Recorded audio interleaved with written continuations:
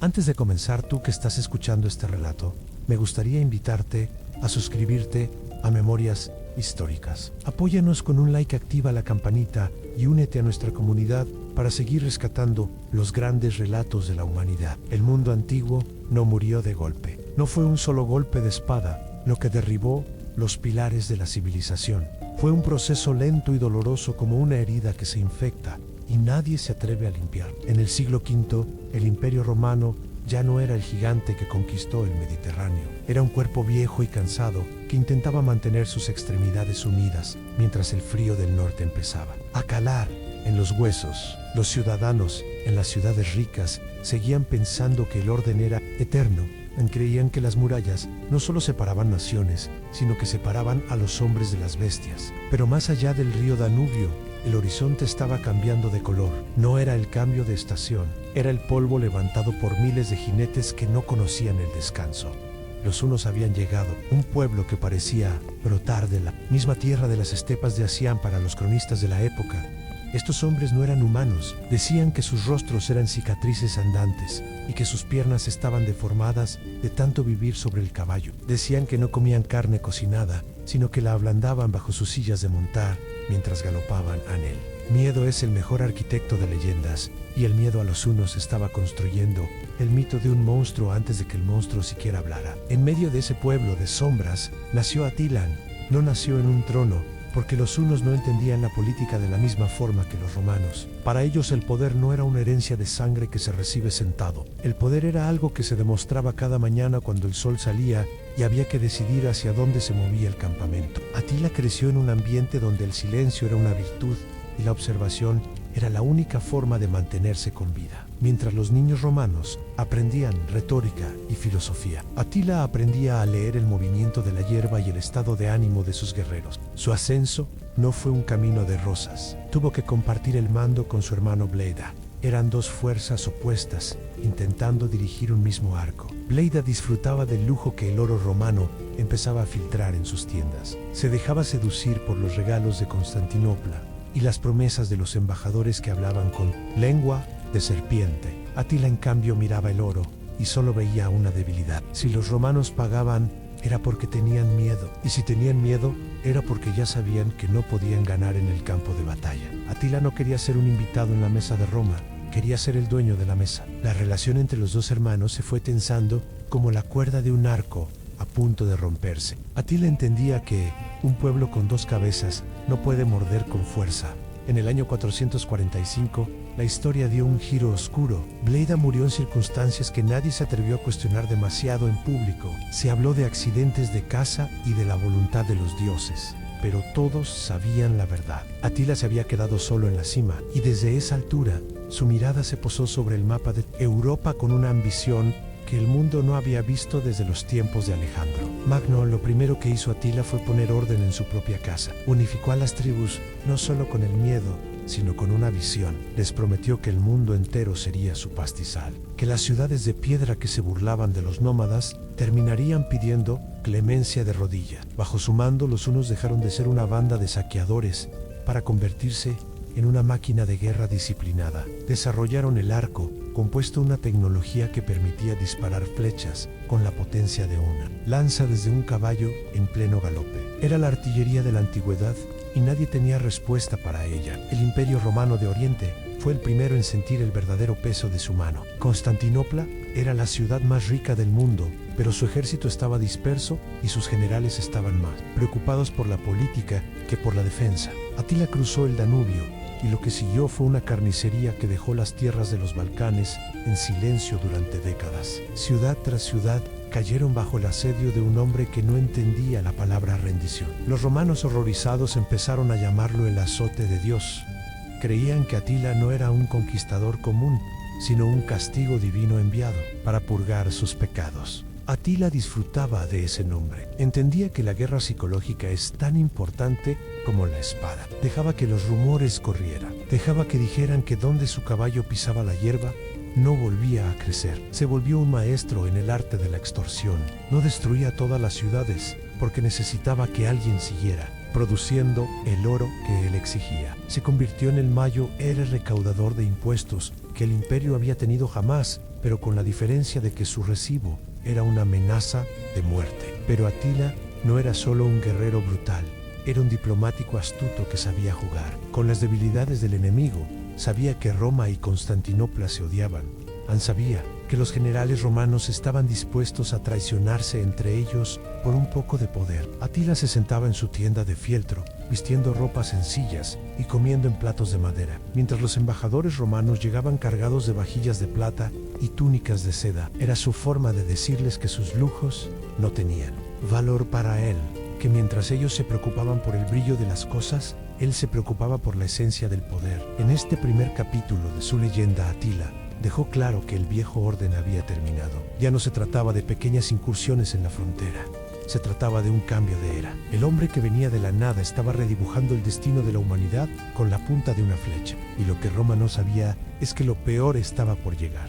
Porque Atila no solo quería su oro, quería ver el final de su mundo. La paz que los romanos creyeron haber comprado con el Tratado de Margos no era más que un espejismo en medio del desierto. Atila sabía que el oro de Constantinopla era finito, pero la ambición de su pueblo era infinita. Durante los años que siguieron a la desaparición de su hermano Bleida, Atila se dedicó a transformar su campamento en el verdadero centro de gravedad del mundo conocido. No necesitaba palacios de mármol para ejercer su autoridad. Su trono era una silla de montar y su corte estaba compuesta por guerreros que no sabían lo que era el miedo, pero conocían perfectamente lo que era la lealtad absoluta hacia un solo hombre. En el año 447, el azote de Dios decidió que era momento de volver a poner a prueba los nervios del emperador. Teodosio II Han. El pretexto fue el de siempre. Atila acusó a los romanos de no entregar a todos los desertores hunos y de no cumplir con los pagos del tributo en las fechas acordadas.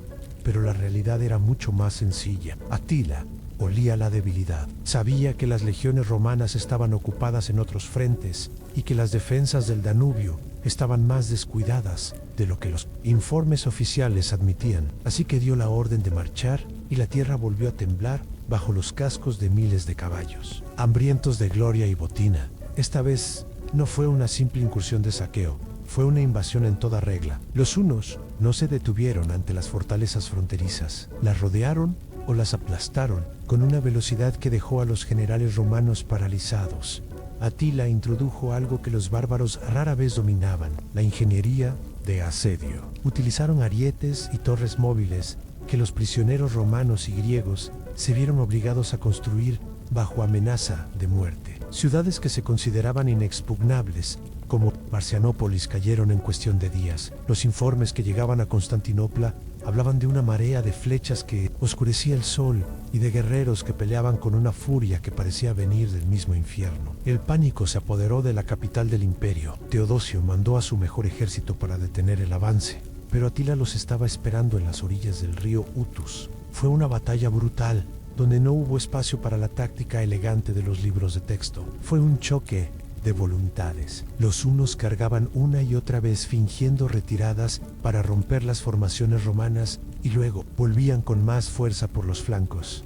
Al final del día, el río Utus bajaba rojo de sangre. El ejército imperial había sido aniquilado y el camino hacia el corazón de los Balcanes estaba abierto de par en par. Atila no se detuvo a celebrar la victoria. Su objetivo no era solo ganar batallas, sino borrar el prestigio de Roma de la faz de la tierra. Sus tropas avanzaron hacia el sur destruyendo todo a su paso.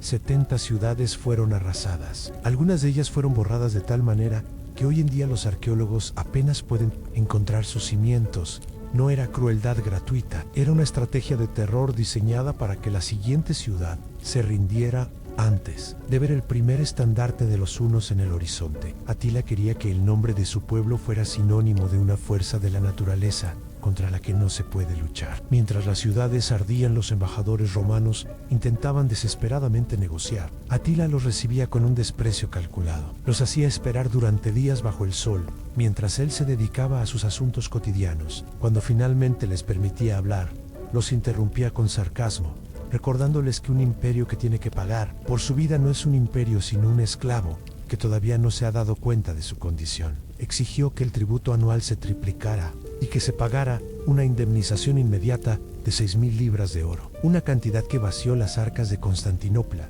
y obligó a los nobles romanos a vender sus joyas y sus tierras para evitar la destrucción total. Fue en este periodo cuando se produjo uno de los episodios más extraños de la diplomacia antigua. Los romanos desesperados intentaron asesinar a Atila enviando una embajada que escondía a un sicario entre sus filas. El plan era simple: sobornar a uno de los guardias personales de Atila para que lo matara mientras dormía. Pero Atila no era un hombre fácil de engañar. Sus informantes estaban en todas partes, incluso dentro del mismo palacio imperial. Cuando la embajada llegó a Atila, dejó que el proceso siguiera su curso hasta el último momento. Luego, con una calma aterradora, reveló que conocía el complot.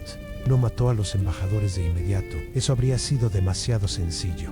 En lugar de eso, los humilló. Envió a uno de ellos de vuelta a Constantinopla con la bolsa de oro que se iba a usar para el soborno atada al cuello del mensajero. El mensaje para Teodosio fue claro. Atila era un hombre de honor bárbaro, mientras que él, emperador cristiano, era un traidor cobarde que no se atrevía a pelear de frente. Esa victoria moral fue más devastadora para Roma que la pérdida de 10 legiones. El prestigio del emperador quedó por los suelos y Atila emergió ante su pueblo, no solo como un rey guerrero, sino como un hombre protegido por el destino mismo. Sin embargo, Atila sabía que Constantinopla, con sus triples murallas, era una fruta demasiado dura de roer por el momento. Sus ojos empezaron a girar hacia el otro lado del mapa, hacia el oeste, hacia la vieja Roma y las ricas provincias de la Galia. Sabía que allí el imperio estaba aún más fragmentado y que el general romano Icio, su antiguo amigo y ahora su mayor rival, lo estaba observando desde las sombras. Se estaba preparando el escenario para el enfrentamiento más grande de la historia antigua. Un duelo entre dos hombres que se conocían perfectamente y que sabían que el mundo no era lo suficientemente grande para los dos. Atila empezó a mover sus piezas. Envió mensajes a los reyes de los visigodos y de los francos, intentando romper sus alianzas con Roma. Usó el engaño y la diplomacia, con la misma habilidad con la que usaba el arco. El azote de Dios se estaba preparando para cruzar el Rin y llevar la oscuridad al corazón de la cristiandad. La paz de los Balcanes era solo el silencio antes de la avalancha. Y mientras Atila afilaba su espada, los ciudadanos de Occidente empezaban a rezar una oración que se haría famosa en todas las iglesias. Líbranos, Señor, de la furia de los hunos. Pero el cielo parecía estar sordo ante las súplicas de un imperio que ya estaba condenado. Mientras las fronteras del este aún humeaban por el paso de los caballos, una carta cruzó Europa en secreto y cambió el destino del mundo. No fue una declaración de guerra de un general, sino un mensaje de auxilio de una mujer desesperada. Justa Grata Honoria, la hermana del emperador de Occidente, se encontraba atrapada en una vida de restricciones en Rávena. Para evitar que ella buscara poder por su cuenta, su hermano, el emperador Valentiniano, decidió comprometerla con un senador viejo y aburrido. Pero Honoria tenía la sangre de los Césares y no estaba dispuesta a ser una pieza decorativa en un imperio que se caía a pedazos. En un acto de audacia o de locura absoluta, Honoria envió su anillo personal a la tienda de Atila. Con el anillo iba una petición. Le pedía al rey de los hunos que la rescatara de su matrimonio forzado, aun para cualquier otro hombre. Esto habría sido un drama familiar de la corte romana, pero para Atila fue el regalo más grande que el destino le pudo entregar. Él no leyó el mensaje como una súplica de amor, lo leyó como un contrato legal. Interpretó el envío del anillo como una propuesta de matrimonio y respondió de inmediato con una exigencia que hizo temblar los cimientos de Roma. Atila reclamó a Honoria como su esposa y exigió la mitad del imperio romano de Occidente como dote matrimonial. Era una jugada maestra. Ya no necesitaba excusas sobre tributos impagados o desertores. Ahora tenía un derecho dinástico. El emperador Valentiniano, horrorizado, intentó explicar que todo era un malentendido y que su hermana no tenía autoridad para prometer nada. Pero a Atila no le importaban las leyes romanas.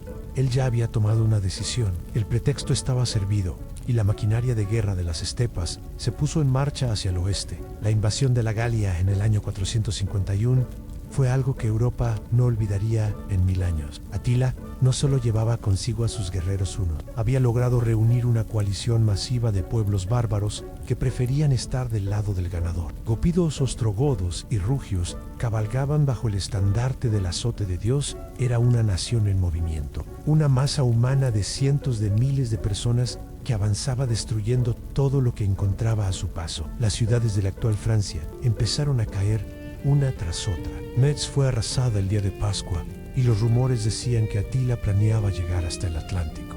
El pánico en la Galia era absoluto. Los ciudadanos huían hacia las iglesias esperando milagros porque sabían que las legiones romanas ya no eran capaces de protegerlos. Pero en las sombras, un hombre estaba moviendo los hilos para intentar lo imposible.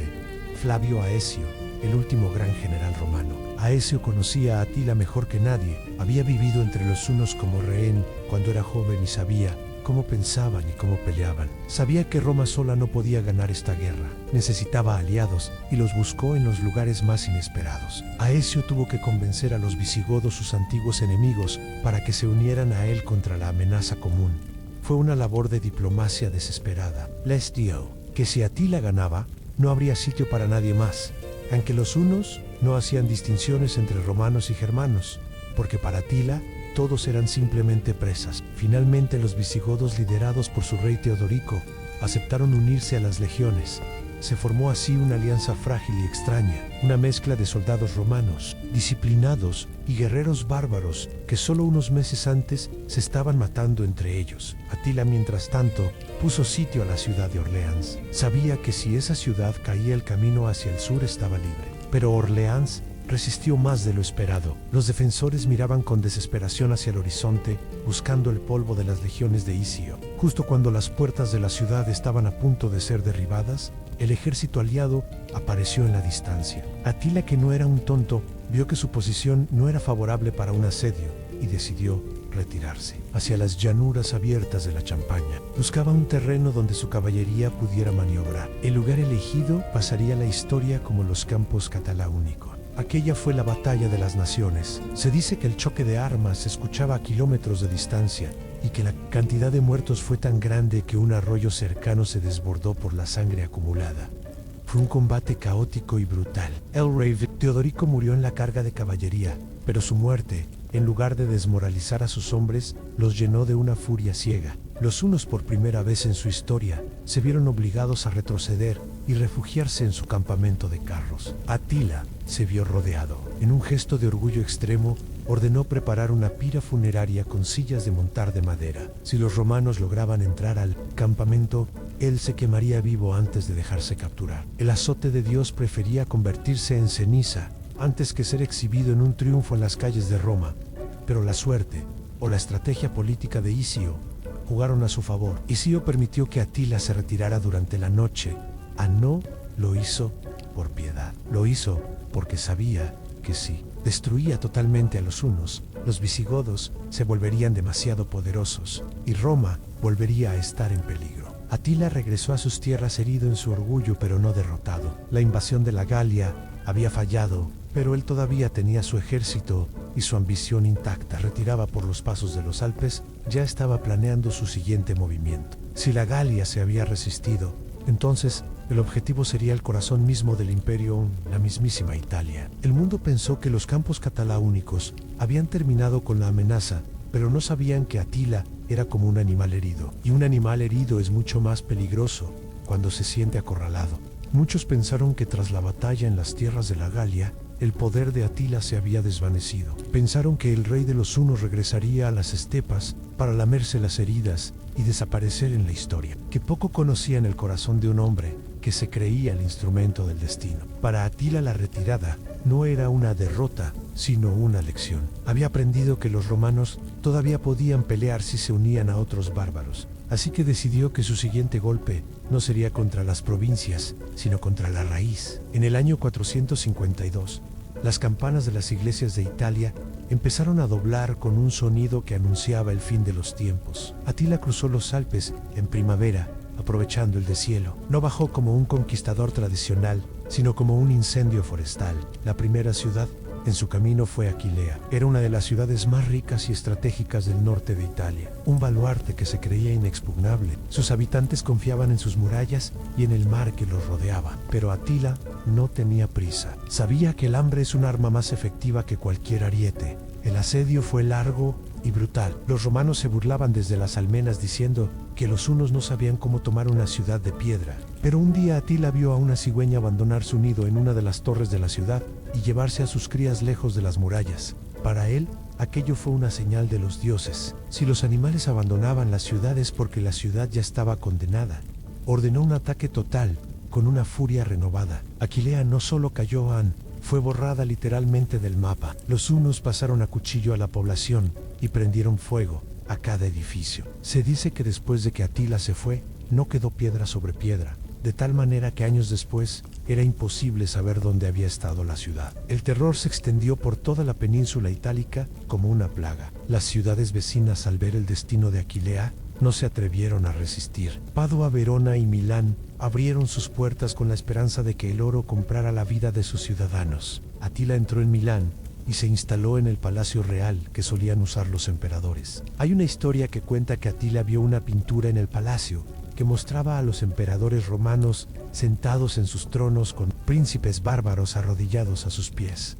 Atila no destruyó el cuadro, simplemente llamó a un pintor y le ordenó que cambiara las caras. Ahora el cuadro mostraba a Atila en el trono y a los emperadores romanos vaciando sacos de oro a sus pies. Era su forma de decir que el orden del mundo había cambiado para siempre.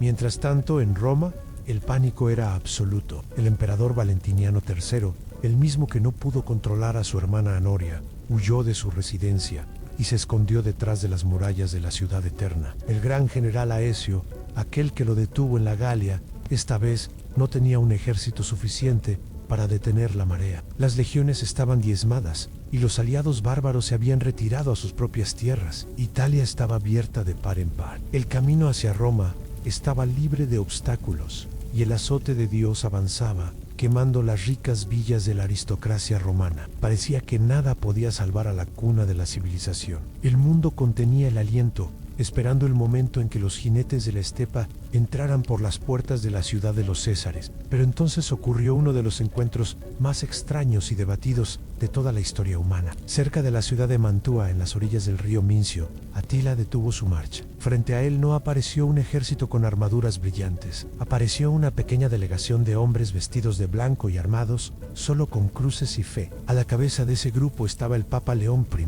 Nadie sabe exactamente qué se dijeron el rey de los bárbaros y el líder de la cristiandad. No hubo testigos de la conversación privada entre el hombre que representaba la fuerza bruta y el hombre que representaba el poder espiritual. Las leyendas cristianas dicen que Atila vio a los apóstoles Pedro y Pablo amenazándolo con espadas de fuego detrás del Papa. Los historiadores más cínicos dicen que Atila simplemente estaba preocupado por una plaga que estaba diezmando a sus soldados y por la falta de suministros en una Italia devastada. También es probable que León I entregara una cantidad inmensa de oro como rescate por la ciudad de Romance.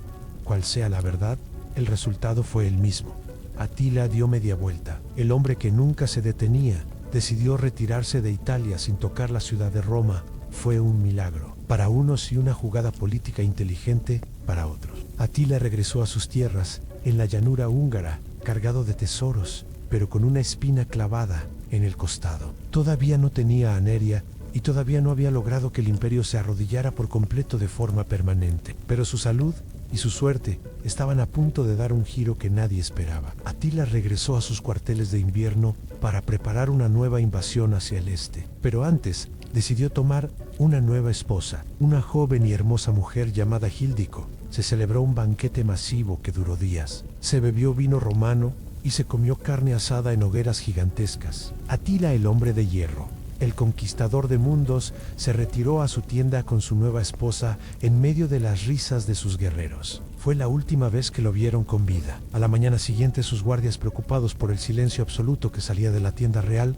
decidieron entrar. Encontraron a Gíldico llorando en un rincón y a Atila muerto en su cama, rodeado de un charco de sangre. No había heridas de espada, no había señales de lucha. El gran conquistador, que había sobrevivido a 100 batallas y a 1000 intentos de asesinato, había muerto de una forma casi ridícula. Una hemorragia nasal durante el sueño, agravada por el exceso de alcohol, lo había ahogado en su propia sangre. El azote de Dios había sido derrotado por su propia biología en una noche de bodas. El funeral de Atila fue un evento sacado de una pesadilla. Sus guerreros se cortaron el cabello y se hicieron cortes profundos en la cara para llorar a su rey, no con lágrimas, sino con la sangre de hombres valientes. Pusieron su cuerpo en 3 ataúdes, uno de oro, otro de plata y uno final de hierro. Lo enterraron en secreto en el lecho de un río que habían desviado previamente. Para asegurar que nadie encontrara su tumba, mataron a todos los esclavos que participaron en el entierro. Con la muerte de Atila,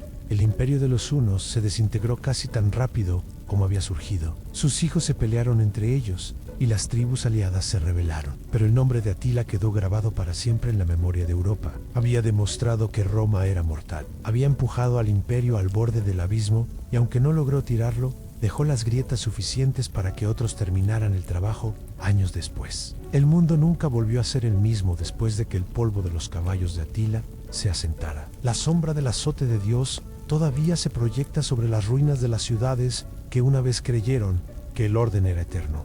Muchos pensaron que tras la batalla en las tierras de la Galia, el poder de Atila se había desvanecido. Pensaron que el rey de los hunos regresaría a las estepas para lamerse las heridas y desaparecer en la historia. Que poco conocían el corazón de un hombre que se creía el instrumento del destino. Para Atila la retirada no era una derrota, sino una lección. Había aprendido que los romanos todavía podían pelear si se unían a otros bárbaros, así que decidió que su siguiente golpe no sería contra las provincias, sino contra la raíz. En el año 452, las campanas de las iglesias de Italia empezaron a doblar con un sonido que anunciaba el fin de los tiempos. Atila cruzó los Alpes en primavera, aprovechando el deshielo. No bajó como un conquistador tradicional, sino como un incendio forestal. La primera ciudad en su camino fue Aquilea. Era una de las ciudades más ricas y estratégicas del norte de Italia, un baluarte que se creía inexpugnable. Sus habitantes confiaban en sus murallas y en el mar que los rodeaba. Pero Atila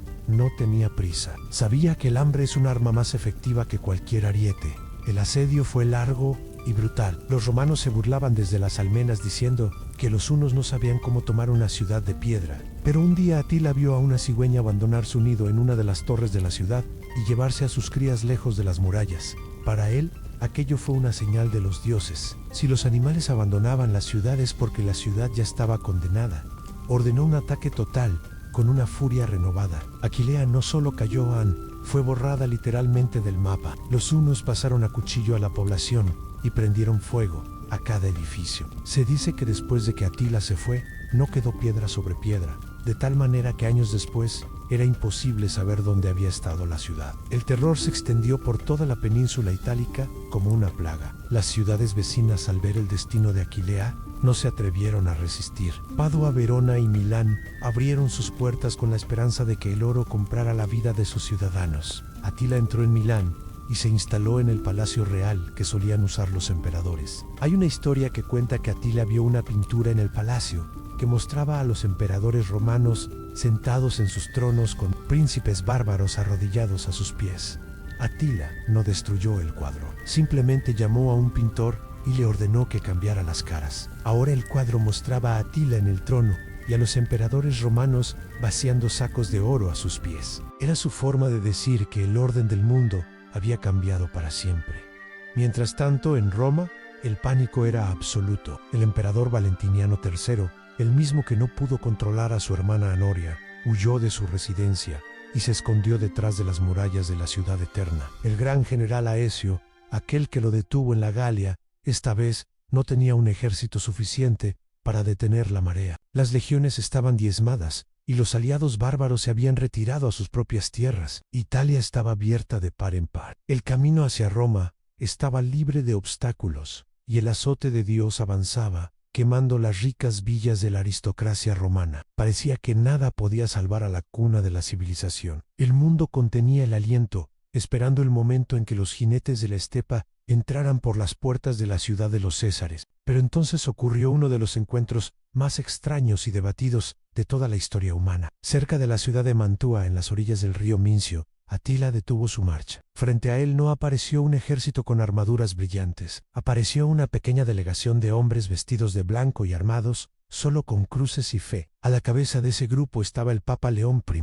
Nadie sabe exactamente qué se dijeron el rey de los bárbaros y el líder de la cristiandad. No hubo testigos de la conversación privada entre el hombre que representaba la fuerza bruta y el hombre que representaba el poder espiritual. Las leyendas cristianas dicen que Atila vio a los apóstoles Pedro y Pablo amenazándolo con espadas de fuego detrás del Papa. Los historiadores más cínicos dicen que Atila simplemente estaba preocupado por una plaga que estaba diezmando a sus soldados y por la falta de suministros en una Italia devastada. También es probable que León I entregara una cantidad inmensa de oro como rescate por la ciudad de Roma.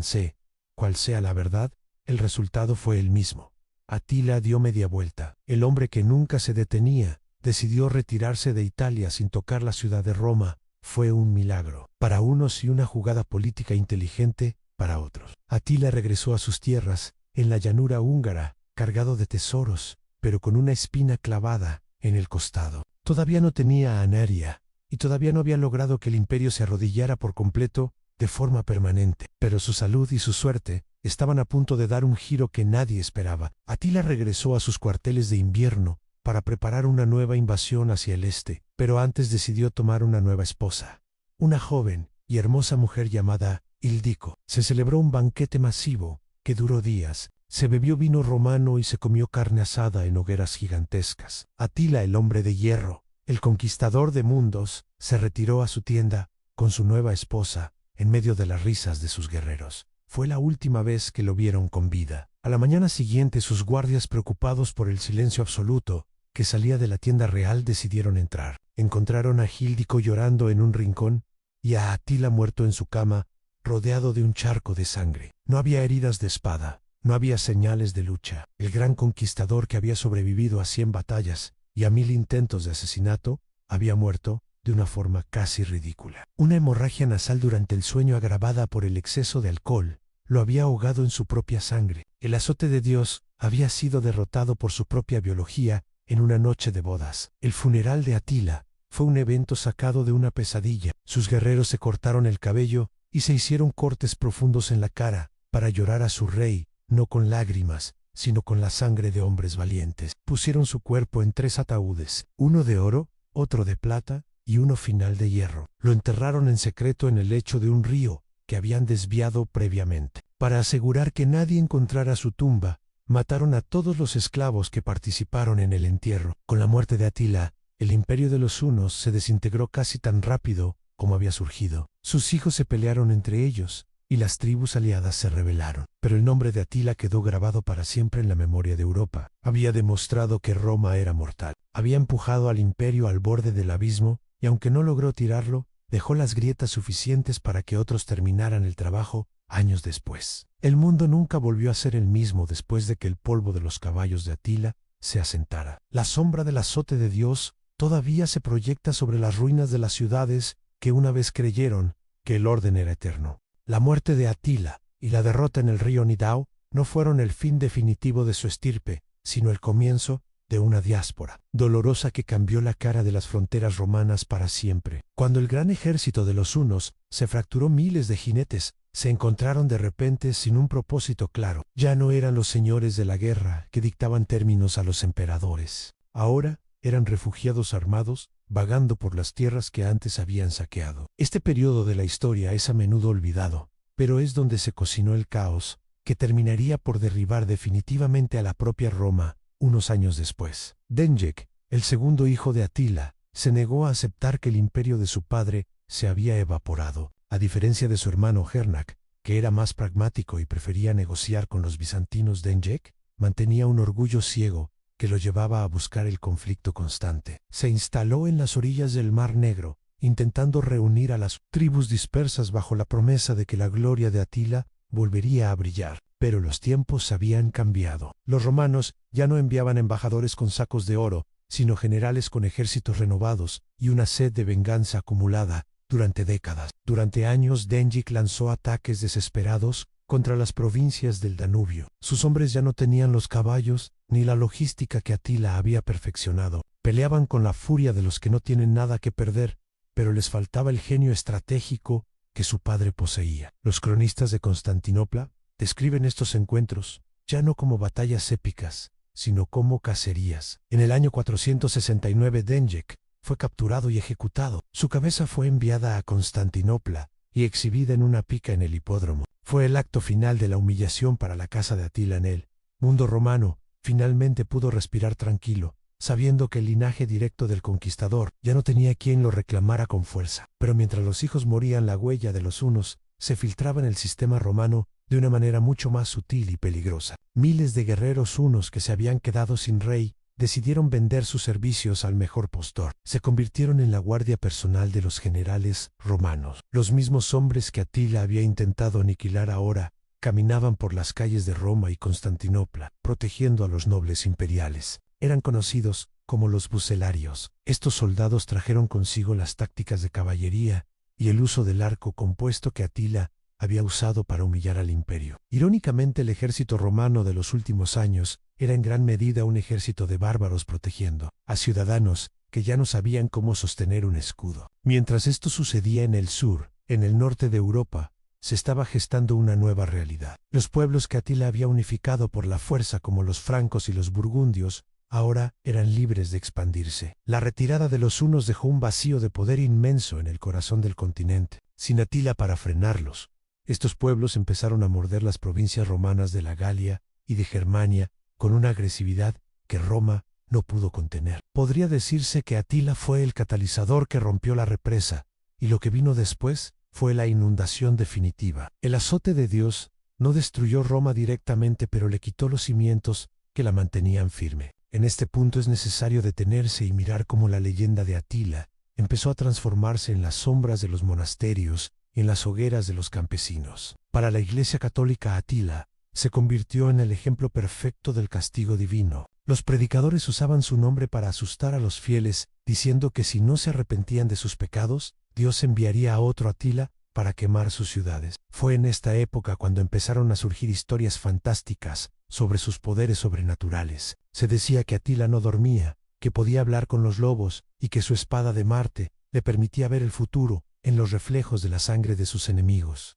Pero no todo era miedo. En las estepas del este, donde el recuerdo de su gloria era más fresco, Atila se convirtió en una figura fundacional. Para los pueblos que más tarde formarían la nación búlgara, y más tarde la húngara, Atila era un ancestro heroico, un rey que había demostrado que la estepa no era inferior a la ciudad de piedra. Los húngaros en particular adoptaron su figura con un orgullo que dura hasta hoy. Para ellos no era un bárbaro cruel, sino un unificador, un estadista, que entendió que las fronteras naturales no existen para quien tiene el valor de cruzarlas. Esta dualidad de Atila como monstruo y como héroe es lo que lo ha mantenido vivo durante siglos. En las tabernas de la Edad Media, los soldados contaban historias sobre el tesoro oculto de Atila. Decían que el río que fue desviado para su entierro guardaba no solo oro, sino secretos antiguos que podían dar el poder de gobernar el mundo a quien los encontrara. Estas búsquedas del tesoro se cobraron cientos de vidas a lo largo de los siglos. Excavaciones ilegales,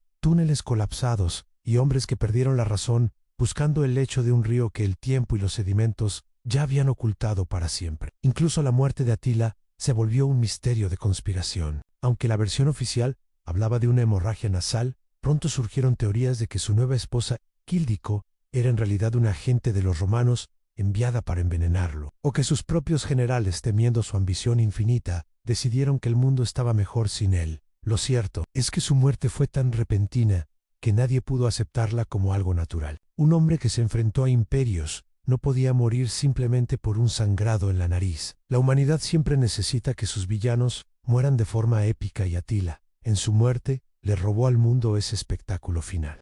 Ahora vamos a sumergirnos en la psicología del guerrero y en los tesoros que fluyeron desde los palacios romanos hacia las tiendas de fieltro de la estepa. Recuerda que la puntuación es mínima para que la voz en off mantenga un flujo constante. Para entender cómo Atila logró que su historia durara 2 horas en la mente de sus enemigos, debemos entender el flujo de la riqueza. Durante sus años de reinado, el imperio de los hunos funcionó como una gigantesca aspiradora de oro. Se calcula que miles de kilos de metal precioso salieron de las arcas de Constantinopla hacia las llanuras de Hungría. Pero lo curioso es que Atila no usaba ese oro para construir palacios ni para rodearse de lujos innecesarios. Él entendía algo que los emperadores romanos habían olvidado. El oro no sirve para brillar. El oro sirve para comprar voluntades y para alimentar la maquinaria de la guerra. Atila vivía en una contradicción que fascinaba a los historiadores de la época. Mientras sus generales lucían espadas decoradas con joyas y bridas de caballo,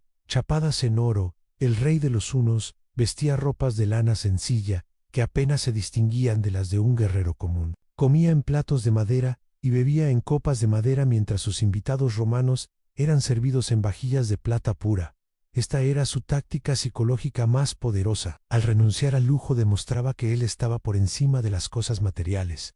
Les decía a los romanos que su oro no lo había corrompido, que él seguía siendo el mismo hombre de la estepa, que podía dormir en el suelo mientras ellos no podían vivir sin sus baños calientes y sus sedas. Ese tesoro acumulado, sin embargo, no desapareció con su muerte. Gran parte de la riqueza que Atila extorsionó a Roma fue repartida entre sus capitanes para asegurar su lealtad. Esto creó una nueva clase de aristocracia guerrera en Europa Central. Hombres que antes no tenían nada, ahora tenían el capital suficiente para formar sus propios reinos. Si miramos el mapa de Europa, después de Atila, veremos que los nombres de las regiones empezaron a cambiar. La riqueza de los hunos financió el nacimiento de nuevas potencias bárbaras, que eventualmente se convertirían en las naciones de la Edad Media. El oro de Roma, irónicamente, pagó por los clavos del ataúd del imperio. Pero hablemos de la guerra, porque ahí es donde Atila realmente se ganaba su salario de terror. El ejército de los hunos no era una masa desordenada de salvajes gritando, era una fuerza de élite que operaba con una precisión quirúrgica. Su arma secreta no era solo el arco compuesto, sino la organización. Tenían un sistema de señales, con humo y espejos,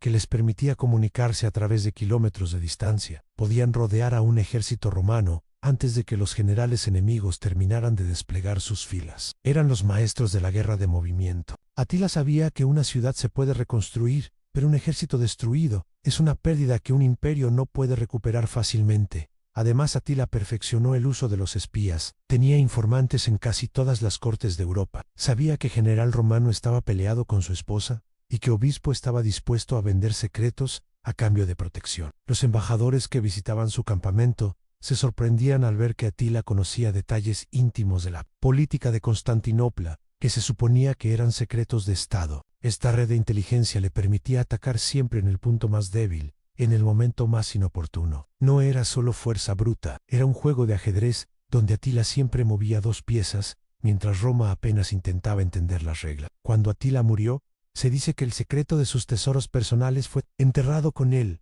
Las leyendas hablan de cuevas en las montañas de los Cárpatos, llenas de monedas con el rostro de emperadores que ya nadie recordaba. Pero el verdadero tesoro de Atila fue el miedo que dejó sembrado. Ese miedo obligó a las ciudades a cambiar su arquitectura. Las murallas se hicieron más altas y las puertas más gruesas. La vida urbana que los romanos tanto amaban empezó a desaparecer porque la gente prefería vivir en fortalezas aisladas y seguras. Atila cambió el estilo de vida de todo un continente sin siquiera haber puesto un pie en muchas de sus provincias. Incluso la religión tuvo que adaptarse a él. Muchos teólogos de la época empezaron a escribir tratados intentando explicar por qué Dios permitía que un pagano como Atila tuviera tanto éxito. Llegaron a la conclusión de que Atila era necesario, que era una escoba enviada por la providencia para limpiar la corrupción de un imperio que se había vuelto demasiado arrogante. Esta idea del azote de Dios caló tan profundo que durante siglos cualquier desastre, natural o invasión extranjera,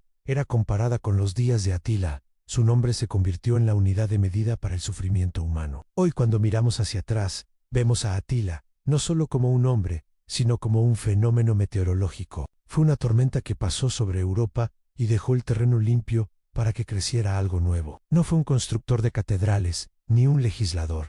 Fue un demoledor. Y a veces, para que una nueva era comience, alguien tiene que tener el valor de derribar las ruinas de la anterior. Atila el Huno cumplió esa función con una eficiencia aterradora. Su legado no son monumentos de mármol, sino la historia misma de un mundo que tuvo que aprender a sobrevivir en la oscuridad después de que las luces de Roma empezaran a apagarse. Seguimos profundizando en este relato para que la duración de tu video sea realmente épica. Ahora vamos a entrar en los detalles de la vida cotidiana y la tecnología de guerra que hacía a los hunos tan diferentes a cualquier otro enemigo que Roma hubiera enfrentado. Recuerda que la puntuación es minimalista para facilitar la lectura de la voz en off en memorias históricas. Atila, el azote de Dios, capítulo 8. Para entender por qué el mundo temblaba cuando Atila daba una orden, debemos alejarnos por un momento de los mapas, de los generales, y mirar de cerca al guerrero huno. La fuerza de Atila no residía solo en su mente, sino en una tecnología que los romanos nunca pudieron copiar con éxito. El arco compuesto de los hunos era una obra maestra de la ingeniería antigua. No era un simple trozo de madera, como los que usaban los arqueros europeos. Estaba hecho de capas de hueso, de tendones de animales y de maderas seleccionadas unidas con pegamentos orgánicos que tardaban años en secarse. El resultado era un arma pequeña, pero con una potencia de disparo que podía atravesar las armaduras de las legiones a distancias asombrosas. Pero el arco no era nada sin el caballo. Los hunos no solo montaban caballos, sino que vivían sobre ellos. Se decía en la época que un niño huno aprendía a cabalgar antes que a caminar. Sus caballos no eran los grandes sementales de carga de los romanos, sino una raza pequeña y resistente de la estepa, que podía recorrer distancias increíbles, alimentándose solo de hierba seca. Esta movilidad permitía a Atila aparecer de la nada en lugares donde los romanos pensaban que estaban a salvo. Para el azote de Dios, la geografía no era un obstáculo, sino un tablero de juego. Mientras las legiones romanas dependían de las calzadas y las líneas de suministro, los hunos eran como el viento que no necesita caminos. Atila fomentaba una cultura de meritocracia extrema en sus campamentos. En la Roma de aquel tiempo, para ser general, necesitabas tener apellido o dinero. En el mundo de Atila, para ser un líder, necesitabas demostrar que podías mantenerte vivo y que tus hombres te seguirían hasta el mismo infierno. Esto creaba una cadena de mando mucho más flexible y eficiente. Si un oficial moría en batalla, el siguiente más capaz tomaba el mando, sin necesidad de esperar órdenes de una capital lejana. Esta velocidad de decisión fue lo que permitió a Atila ganar batallas, incluso cuando estaba en minoría numérica. Sin embargo, la vida en el campamento de Atila no era solo guerra. Había poetas y músicos que cantaban las glorias de los antiguos reyes para mantener la moral alta. Atila sabía que un guerrero pelea mejor si cree que su nombre será recordado después de su muerte. Se celebraban banquetes donde se intercambiaban historias de saqueos y conquistas, pero siempre bajo la mirada atenta del rey. Atila nunca permitía que la indisciplina se apoderara de su gente. El castigo por la traición o por la cobardía era rápido y definitivo. A menudo la ejecución era pública para que todos recordaran que el perdón era un concepto que Atila no solía practicar. Un detalle que a menudo se pasa por alto es la diplomacia de Atila a través del matrimonio. Aunque amaba a sus guerreros, Atila sabía que las alianzas de sangre eran más duras que el acero. Se casaba con hijas de jefes de tribus rivales para absorber a esos pueblos en su imperio. Al final de su vida, Atila tenía decenas de esposas y cientos de hijos dispersos por toda la estepa. Esto era parte de su plan a largo plazo para crear una superraza de guerreros que gobernara Europa durante siglos. Pero como ya vimos, esta misma abundancia de herederos fue lo que terminó por fragmentar su imperio, cuando él ya no estuvo para imponer su voluntad. Incluso los romanos que lo odiaban no podían evitar sentir una extraña fascinación por él. El historiador Prisco, que visitó el campamento de Atila, escribió con asombro sobre la sencillez de su vida. Describió cómo Atila se sentaba a escuchar a los bufones y a los poetas, con una cara de piedra sin mostrar ninguna emoción mientras todos a su alrededor reían. Esa frialdad era su escudo. Atila no quería ser amado, sino respetado y temido. Entendía que si un líder se muestra demasiado humano, pierde el aura de divinidad que se necesita para gobernar a pueblos tan salvajes. Pero el tiempo no perdona a nadie, ni siquiera a los que se creen el azote de Dios. En sus últimos años, Atila empezó a sufrir de ataques de ira y de una paranoia creciente. Sabía que los imperios que se construyen rápido suelen caer de la misma manera. Miraba a sus hijos y veía que ninguno tenía su fuego. Miraba a sus generales y se preguntaba cuál de ellos estaba hablando con los espías de Constantinopla. Esa soledad en la cima es lo que hace que la historia de Atila sea tan trágica y a la vez tan fascinante. Era el hombre más poderoso del mundo, y sin embargo murió solo en una tienda rodeado de gente que ya estaba pensando en cómo repartirse sus despojos. La influencia de Atila en la cultura popular ha llegado hasta nuestros días, desde las óperas de Verdi hasta los videojuegos modernos. Su nombre sigue evocando la imagen del conquistador definitivo. Pero más allá de la caricatura del bárbaro con hacha, lo que queda es la imagen de un político brillante que supo usar el caos de su época para crear un orden nuevo, aunque fuera temporal. Atila nos enseñó que el poder no es algo que se pide, sino algo que se toma, y que la historia no la escriben los buenos ni los malos, sino los que tienen la fuerza suficiente para sostener la pluma. Cuando los ecos de los gritos de guerra se apagaron y las cenizas de las ciudades empezaron a enfriarse, el mundo romano se dio cuenta de que Atila no solo había destruido edificios, había destruido la confianza de la humanidad en sí misma. Antes de su llegada, la gente creía que el progreso era una línea recta que siempre iba hacia arriba. Pero después de ver cómo una sola horda podía poner de rodillas a dos imperios. La psicología colectiva cambió hacia algo mucho más oscuro y supersticioso. La gente empezó a mirar al cielo buscando señales del fin del mundo en cada eclipse o en cada cometa que cruzaba el firmamento. Atila se convirtió en el protagonista de las pesadillas de toda una generación. En las provincias de la Galia y de Italia, los padres usaban su nombre para que los niños se portaran bien, diciéndoles que si no obedecían el rey de los hunos vendría por la noche a llevárselos. Pero más allá de los cuentos infantiles, hubo un impacto real en la fe de las personas. El cristianismo, que todavía estaba luchando por asentarse como la religión única del imperio, tuvo que dar respuestas a la brutalidad de Atila. Muchos santos de esa época ganaron su fama no por milagros de curación, sino por su capacidad para negociar con los bárbaros o por morir con dignidad frente a sus espadas. La figura de Santa Genoveva en París es un ejemplo perfecto. Cuando las noticias decían que Atila se acercaba a la ciudad, el pánico era tan grande que los ciudadanos querían huir y dejarlo todo atrás. Genoveva convenció a la gente de que se quedara y rezara diciendo que Atila no entraría en la ciudad si mantenían la fe. Curiosamente, Atila cambió su ruta en el último momento y París se salvó.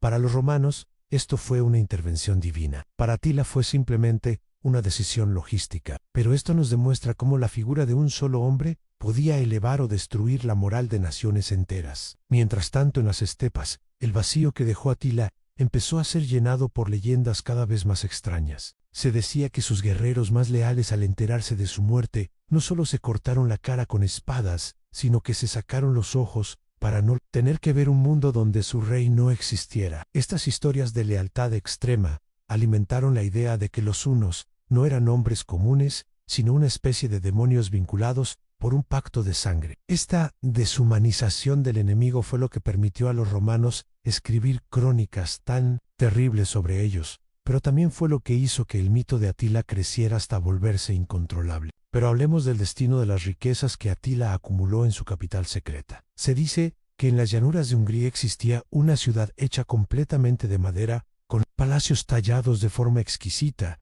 y baños de mármol que habían sido transportados pieza por pieza desde las canteras de Grecia. Tras la muerte de Atila, esta ciudad simplemente desapareció. Algunos dicen que fue quemada por sus hijos, para que nadie más pudiera habitarla. Otros dicen que la misma estepa se la tragó cuando las tribus regresaron a su vida nómada. Lo cierto es que no quedó ni rastro de la capital de los hunos. Es como si el imperio de Atila hubiera sido un sueño febril que se disipó al salir el sol. Este fenómeno de desaparición total es lo que hace que la arqueología de los hunos sea tan difícil. Casi todo lo que sabemos de ellos viene de sus enemigos. Los romanos escribieron sobre ellos con una mezcla de odio y admiración secreta. Admiraban su disciplina y su capacidad para vivir con casi nada, pero odiaban su falta de respeto por las tradiciones clásicas. Atila era el espejo donde Roma veía su propia decadencia. Mientras los senadores romanos necesitaban esclavos para vestirse, Atila se ponía sus propias botas. Mientras los generales romanos discutían sobre filosofía, Atila discutía sobre la tensión de la cuerda de un arco. Esa diferencia de vitalidad fue lo que realmente decidió el destino de Europa. Incluso la geografía de Italia cambió por su culpa. Se dice que la ciudad de Venecia nació en gran parte gracias a Atila. Los refugiados de las ciudades que él destruyó como Aquilea huyeron hacia las islas de las lagunas, buscando la protección del agua, porque sabían que los caballos de los hunos no podían perseguirlos allí. Es fascinante pensar que una de las ciudades más bellas y sofisticadas del mundo existe hoy porque un grupo de personas tuvo que esconderse en un pantano para escapar de la furia de un guerrero de las estepas. Atila destruyó un mundo de piedra, pero sin quererlo obligó a la humanidad a inventar formas nuevas de sobrevivir. El legado de Atila también se siente en la política moderna de Europa Central. La idea de una fuerza que viene del este para desafiar al oeste es un tema que se repite una y otra vez en la historia. Atila fue el primero en demostrar que el centro de poder del mundo podía moverse de las orillas del Mediterráneo hacia las llanuras del interior. Abrió una puerta que nunca más se pudo cerrar. Después de él vinieron los ávaros, los magiares, los mongalís y los turcos. Todos ellos siguieron el camino que Atila había trazado con la sangre de sus enemigos. Hoy, cuando escuchamos el nombre de Atila, pensamos en destrucción. Pero si miramos con más cuidado, vemos a un hombre que fue el partero de la Europa medieval. Al romper las viejas estructuras de Roma, permitió que los pueblos germánicos crearan sus propios reinos. Sin Atila no habría habido un reino de los francos ni una Inglaterra sajona, ni una España visigoda, tal como las conocemos. Fue la masa que golpeó el mármol viejo, para que otros pudieran esculpir algo nuevo. El azote de Dios no solo castigó al mundo, sino que lo obligó a despertar de un sueño de 1000 años. A menudo nos imaginamos el campamento de Atila como un lugar de caos y violencia descontrolada, pero la realidad era muy distinta. Para que un hombre pueda dirigir a cientos de miles de guerreros de diferentes tribus, se necesita un sistema de leyes de hierro. Atila no escribía sus leyes en pergaminos,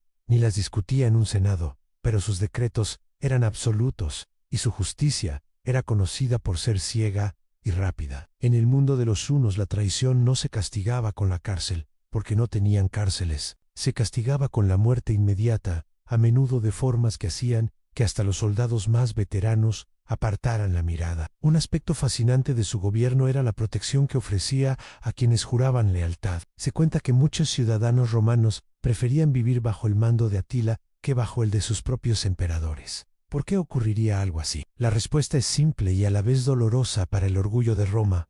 En el imperio, los impuestos eran asfixiantes, y la justicia estaba a la venta para el mejor postor. Bajo Atila, si pagabas tu tributo y cumplías con tus obligaciones, el Estado te dejaba en paz. No había burocracia ni jueces corruptos que te quitaran tus tierras mediante trucos legales. La justicia de Atila era una justicia de campo de batalla, directa, honesta y definitiva. Esto creó un fenómeno que horrorizaba a los intelectuales de Constantinopla. El caso de los desertores romanos. Hubo soldados y comerciantes que se pasaron al bando de los hunos no porque fueran traidores por naturaleza, sino porque buscaban una libertad que el imperio ya no podía ofrecerles. Atila usaba a estos hombres para entender mejor a su enemigo. Los vestía como unos y les daba posiciones de responsabilidad. Sabía que un romano resentido con su patria era una herramienta más afilada que cualquier espada de hierro. Gracias a ellos, Atila aprendió los secretos de la logística romana y las debilidades de sus fortificaciones. Sin embargo, no hay que confundir esta eficacia con bondad. Atila era un maestro del castigo ejemplar. Si una aldea se rebelaba, o si un jefe de tribu dudaba en seguir sus órdenes, la respuesta no era una negociación. Era la aniquilación total de esa estirpe. Atila creía en la responsabilidad colectiva. Si un guerrero cometía un crimen grave, su familia entera podía sufrir las consecuencias. Esto aseguraba que cada hombre bajo su mando fuera el primer vigilante de sus compañeros. El miedo al castigo era el hilo que mantenía unido un tejido social que de otro modo se habría desgarrado por las rivalidades internas. Otro detalle que ayudó a cimentar su leyenda fue su relación con lo sobrenatural. Atila sabía que un rey que solo es fuerte es un rey que puede ser derrotado, pero un rey que está conectado con los dioses es invencible. Por eso fomentaba la presencia de chamanes y adivinos en su círculo cercano. Antes de cada gran batalla se realizaban rituales con huesos de animales y se examinaban las entrañas de las presas para buscar presagios. Atila nunca confirmaba ni desmentía sus supuestos poderes. Simplemente dejaba que el misterio creciera. Esa atmósfera de misticismo hacía que sus guerreros pelearan con la convicción de que la muerte en batalla no era un fin sino un paso hacia una gloria eterna al lado de su líder. Mientras Atila consolidaba este sistema de control, Roma intentaba desesperadamente imitar su fuerza sin entender su esencia. Los emperadores romanos intentaron contratar a más mercenarios y construir murallas más gruesas, pero no pudieron recuperar la moral de un pueblo que ya no creía en sus líderes. La diferencia fundamental era que Atila siempre estaba en la primera línea. Comía el mismo polvo que sus soldados y pasaba las mismas noches de frío. Esa conexión física con su ejército creaba un vínculo que el oro romano nunca pudo comprar. Cuando miramos las crónicas de los encuentros diplomáticos, vemos a Atila usando el silencio como un arma de asedio. Dejaba que los embajadores romanos hablaran y hablaran, intentando convencerlo con palabras elegantes. Él simplemente los miraba fijamente sin decir una palabra durante minutos que parecían horas. Cuando finalmente hablaba, lo hacía con frases cortas, que cortaban como cuchillos. Esa economía del lenguaje era una demostración de poder absoluto. No necesitaba explicar sus razones porque su sola presencia era la razón. Incluso en la forma de gestionar su muerte, Atila demostró una inteligencia superior. Al ocultar su tumba, se aseguró de que nadie pudiera profanar su cuerpo, y lo que es más importante, se aseguró de que su mito nunca tuviera un lugar físico donde morir. Al no haber una tumba donde llevar flores, o donde estudiar sus restos, Atila se convirtió en un fantasma que recorre la historia de Europa. Un fantasma que aparece cada vez que una sociedad se vuelve demasiado cómoda y olvida que la paz es a menudo solo un breve intervalo entre dos tormentas. La historia de los hunos es una lección sobre la fragilidad de lo que llamamos civilización. Atila no fue un accidente de la historia, fue el resultado lógico de un mundo que había perdido su brújula moral. Y aunque su imperio se desvaneció, el eco de sus caballos todavía se escucha en las páginas de los libros que intentan explicar cómo un solo hombre pudo hacer que el tiempo se detuviera y que el destino de millones de personas dependiera de un solo gesto de su mano.